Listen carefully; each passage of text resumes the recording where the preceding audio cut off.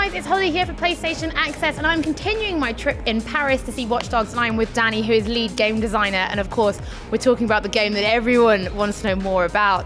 But let's start with kind of what you guys have been up to for the last few months. The game was moved kind of from November, so what kind of things did that allow you to do? What extras and polish could you give? It's hundreds of things. I mean, everything is an anecdote because we did so much. We revised all the level design, we added a variety in the eye reaction when you're the invisible hacker man. I mean, the main thing it allowed us to do is not cut. So the things we were gonna make some bad choices, cut corners. So having this delay just allowed us to finish what we started, finalize the systems, and make the game we wanted to make in the end. And you're happy with what you made? I'm really happy, yeah. It's been 4 years and a half, and some people 5 years and a half, so it's been quite a long journey. So it's great to be here and just show it to you guys and, just deliver it to the world and hope they enjoy it. That's amazing. Now, as lead game designer, for me, one of the toughest jobs I think you must have is keeping this world alive. You have a whole city to populate, to make it live and breathe. What did you kind of do? What do you think? Well, we have to make this work. It's there's so many aspects, and there's a full team working with me. So I think the main challenge is to make hacking a meaningful gameplay, and for it to work, and it's effective. So if you're in driving or in stealth or in combat, hacking has to be useful because people have this background of shooters, and if they fix their problems with their weapons, well, it's not Watch Dogs. So we need to make that work. And obviously creating the systems to populate the world, because there's a lot of different things talking to each other at the same time, like physics and weather and civilians and hacking and everything that happens in the world will just have domino effects on everything else. So it was really challenging to make that work, in the end. So one thing, this map is huge, and when we were experiencing today, you drive, right? You have to drive to get from one place to another, and there are loads of vehicles.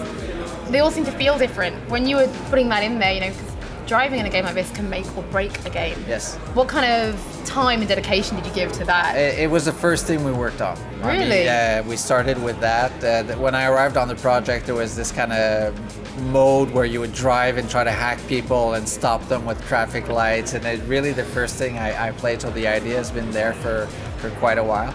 It's a very interesting challenge driving, because you cannot make the one shoot that will please everyone. Yeah. It's just impossible. Like, you have a arcade and simulation, so we're trying to find ways to please different types of players, either with the different cars or the way it feels. So we have speed, we have muscle cars that are heavier, we have agile that are a little easier to drive than the bikes and crazy stuff. But it's a very interesting challenge. I had so some hopefully experiences on a motorcycle, I can tell you that. Straight over bridges. Yeah, that can happen for sure.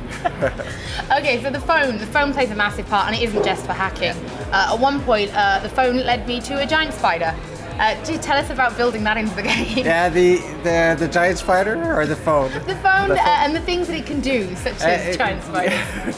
We wanted to give deliver the fantasy of owning a smartphone. So there's a lot of functions in there. Like it's a computer. It does a lot of things.